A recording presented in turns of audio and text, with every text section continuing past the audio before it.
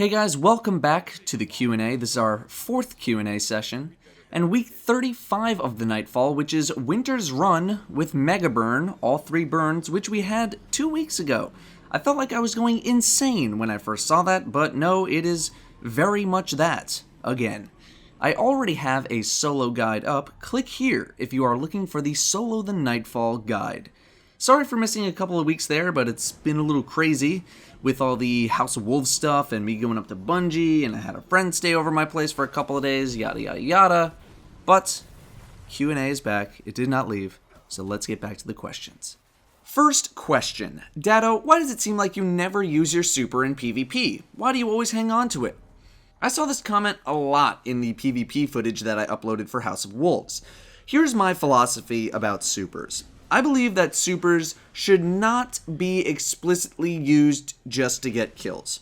I believe that supers should be used to make a big play for your team. For example, I like to save my super for the following instances: a group of enemies capping a control node that my team has control of, attacking the enemy's heavy ammo spawn, shutting down an arc blade, golden gun, sunsinger, or ward of dawn, or otherwise killing a lot of people at once. So, stuff like this.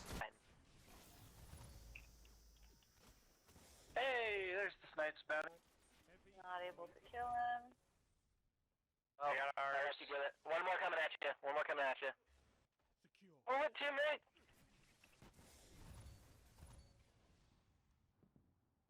Yeah!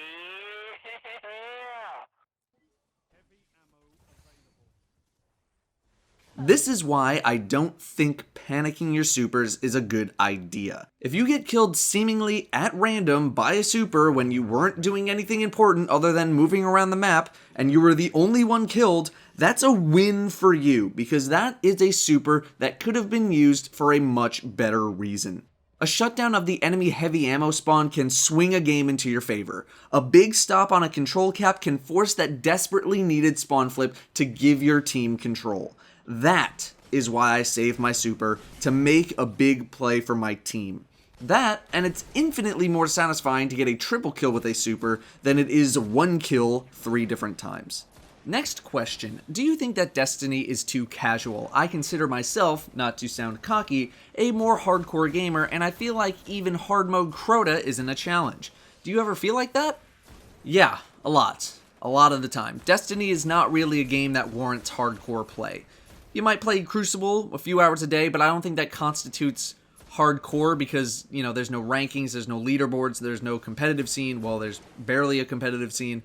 PvE is bare in terms of additional challenges and achievements. I'm currently grinding out max Grimoire score, which is something I suggest all hardcore players do, since we're kind of at the point right now where it's easy to cap out on your Grimoire score. But once that's done, I will have done basically everything that there is to do in the game. Destiny doesn't seem to be designed with the hardcore audience in mind. It's very much designed for people who don't have much time to play. They can just pop on, do a Nightfall, and peace out if they have a busy week. This is probably intentional, so to make it so that people don't have to grind for hours and hours and hours to get the best stuff. It's a very, very streamlined experience, which for hardcore players kinda sucks. Next question, Datto, when are we going to see more of your raid boss encounter videos? I enjoyed the first one very much, especially since it included a few WoW raid mechanics, which, in my opinion, Destiny should try to navigate towards. Yeah, the first one I did got a pretty good response. A lot of you guys liked it, but I haven't had much time to start working on another one. I really want to, though. It's just getting that first spark of imagination going. I've been told some advice about designing raids from a couple people actually at Bungie, and the number one thing that's been suggested is that when designing a raid, you should take the feeling that you want players to have while they're fighting into consideration first, or at least make it a very big priority. So I've been thinking about that a lot, and when something clicks in my head, that's when I'll start to write another raid encounter or make another video. Next question. Do you think that Praedyth's Revenge is better than Black Hammer regarding their usability? Praedyths can be useful in PvP and PvE, while Black Hammer is only PvE and not really PvP due to its slow rate of fire and low stability. Well, not every weapon is going to be universally good in every single aspect of the game. High rate of fire snipers just happen to be really good in PvP because it's impossible barring final round or weapons of light, to one-shot a player to the body using a sniper rifle. Black Hammer, however, does a ton more damage in PvE where it really counts, versus Praedyth's, which does less. However, Praedyth's still rocks in Vaulted Glass due to the lack of major enemies and or major enemies that can still be killed in one hit from Praedyth's, or enemies in general that can be one hit, like the Hobgoblins during Templar. Try, bringing Praedyth's to Crota's End and you'll find yourself spending a lot more ammo. Next question, how did you feel when you first encountered Atheon? What about Crota? Atheon was just very surprising and daunting because we had heard that there were 8 bosses in Vaulted Glass and Atheon was technically the second. So we were just like, guys, this is only the second boss and we were getting our asses kicked, like royally getting our asses kicked. It was unlike anything we had seen in the game before, and it was awesome, especially the way that he entered the arena because we were just all standing on the stairs waiting for something to happen, and oh, there he is, just pops into frame and, kills all of us pretty much instantly. Crota wasn't as daunting, but when we saw the no health regen and we kind of saw the pieces of the pillars kind of locked together back in the background and saw Crota kind of plop in, we knew we were in for a pretty rough time.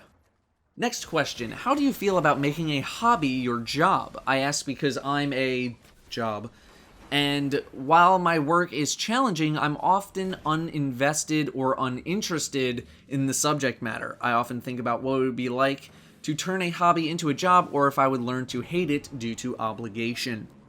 It's very interesting. Most people think that all I do is sit around and play video games all day, which could not be farther from the truth. Most of my time is spent editing and writing. The biggest problem for me is never being able to escape work, and that's because I work from home. I don't have an office where I can go to where I can just leave my work at work and come home to relax. A lot of people try to drop their job for their hobby and turn that hobby into a job, and all I'm going to say is that if you want to turn your hobby into a job, you better really like that hobby, otherwise it'll just become another job. There have been a few times where I just dreaded having to make another video simply because I wanted to take a break from the grind, and I'm sure anyone else in a similar situation would admit the same. Would I rather do YouTube or go back to working in television? Working in YouTube wins that by a considerable landslide. It's probably going to vary from person to person, though, depending on your hobby. I'd say that if you wanted to give it a shot, you should at least try to start making money from your hobby as a side project to see if it would be worth gambling for. It's almost like working 2 jobs, but, I'm not the kind of person who would quit my job outright without a rock-solid plan for where I was going next. I'd be giving things a lot of thought if I ever decide to maybe leave YouTube. It took a lot for me to leave my current career to transition into YouTube. I had a job lined up at a very nice company, ready for me to take it if I wanted it, but, I said no. It'll take a lot for me to transition out of YouTube as well. I'd need something really good for me to, leave this job. That is, as long as I'm still getting enough money to pay the bills, otherwise I'll just have to get another job out of necessity. Next question, do you think Xur should sell the Ghorn, or do you think it should be quote-unquote earned? The reason why I'm asking this is because of how random Destiny's loot system is, as you can get Ghorn or any other exotic from your First Strike playlist. I can't wait until Ghorn is no longer relevant because it is destroying any and all strategy the game already didn't have. I don't think he should sell it because it would make the must-have Ghorn problem that exists in LFG that much more worse when Xur decides to leave. However, I don't think Xur should exist, period. He makes any sense of feeling special or unique vanish completely. Grinding weekly strikes is not hard at all, and I think it should require a little bit more to earn exotic weapons and armor. As I've said many times in the past, I think exotics should be harder to earn and more special within the game. It's almost like they're more like collectibles than they are hard-earned weaponry, and for weapons that are supposed to be the best in the game, they sure aren't earned that way. Next question, which is kind of an extension of the previous question, why do you think Xur needs to be removed? Because I don't think running the weekly strike at level 30 twice should be the only thing you need to do to buy one of the most powerful weapons in the game. It's more of a problem with exotics and strange coins than it is a problem with Xur. I was and still am a very avid believer that exotics should be very special, yada yada yada, like I just said, not something that just everyone is picking up from Xur so casually. Weapons like those should be a big deal to get, and it should be a big decision to buy something, but right now it's not. I understand for some people buying from Xur is a big decision, but it should be like that for everybody, not just new people or people who can't play that often. All it takes is a week or two where you don't need anything and you'll have a surplus of strange coins that you'll never deplete. I just want something that's hard-earned. Thorn was a decent example. I want more Thorns. I shouldn't have 300 plus strange coins. I think there should be a cap on them. Next question. Do you know of a way to easily grind Hive Ogres and Vex Hydras for the Grimoire cards? Vex Hydras, I used the Black Garden story mission, the area where you need to go activate those 2 panels. I just killed the Hydra there and died in its blast over and over and over until I had 250. Ogres suck because you need to kill the red health bar ogres. The mages don't count for any of them, not just ogres, but for any sort of kill Grimoire points. And there's not a lot of red health bar ogres, so what you're going to need to do is go to the Shrine of Oryx story mission and kill the ogre near the end of the mission, turn around, and then just jump off the cliff. It wasn't resetting for me if I just died to regular enemies, but it did work for me when I just jumped off the cliff. And also you should use Icebreaker. Thank you to Leopard Stealth, fellow raid teammate, for that little piece of advice. Next question. Hey Datto, want you to know that I loved your Dungeons and Dragons stream on Friday. Came for Destiny and stayed for the Dungeons and Dragons.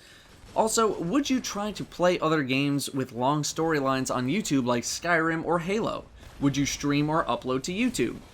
Well, first of all, thank you very much. Glad you enjoyed the D&D stream. You know, we do it every Friday and get about 100 people to show up, and you guys who show up seem to like it, so that's fun. You know, we just do it for fun.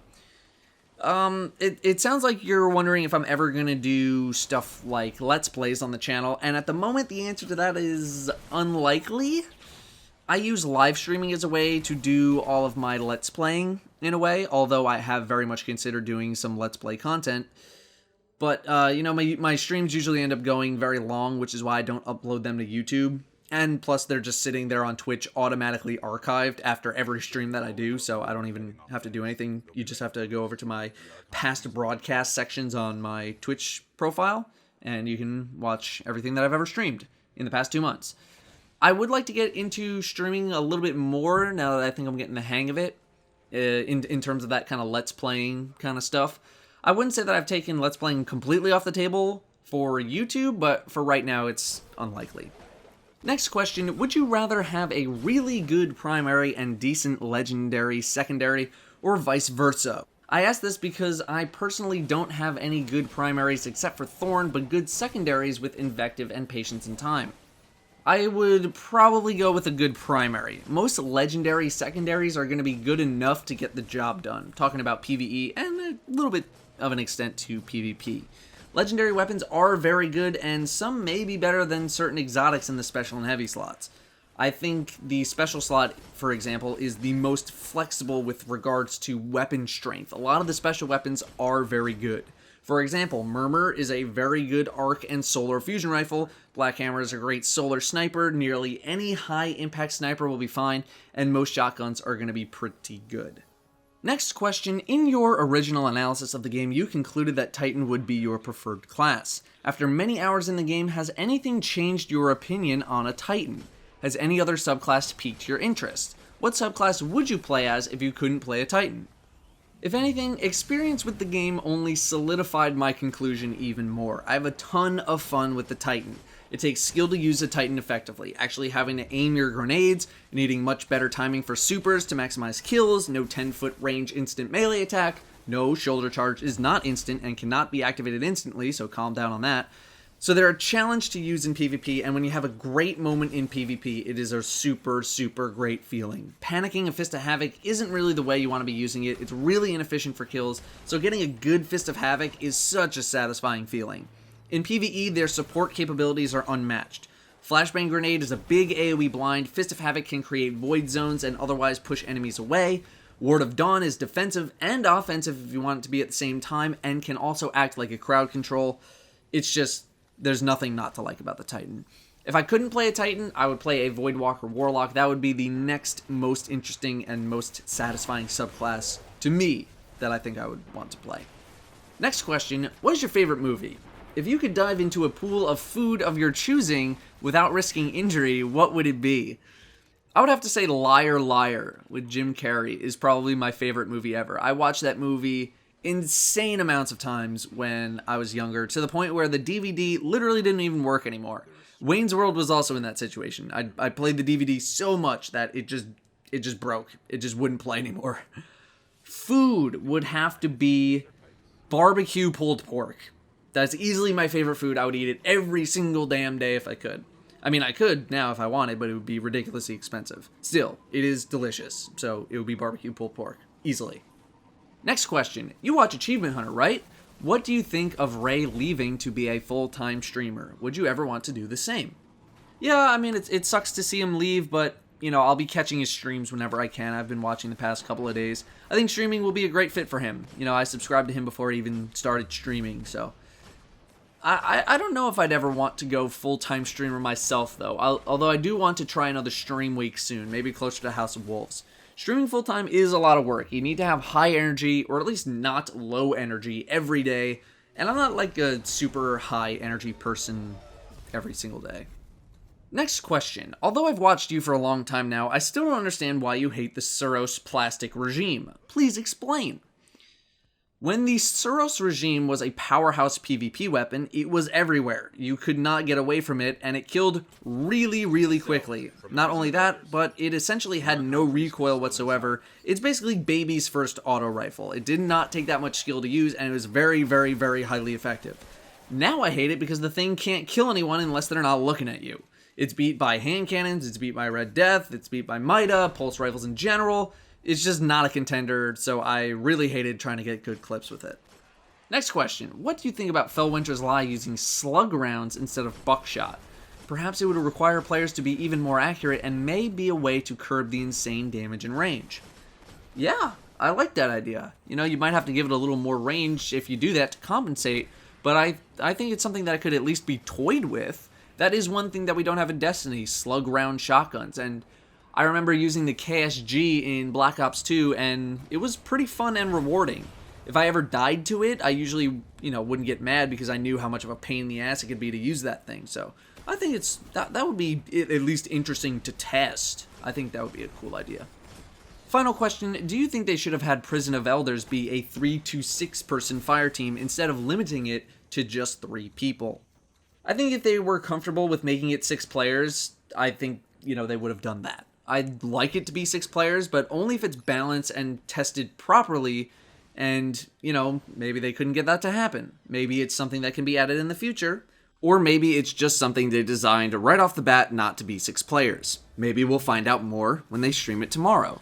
Speaking of which, Bungie will be revealing the Prison of Elders tomorrow, May 6th, at 11 a.m. Pacific Time over on their Twitch channel, twitch.tv/Bungie. If you are looking to experience Prison of Elders without any knowledge beforehand so you can experience it fresh, I suggest not watching the stream because my assumption is that they will be showing off gameplay of the actual inside of the Prison of Elders. Likewise, I will be uploading Prison of Elders content to the channel tomorrow around the same time.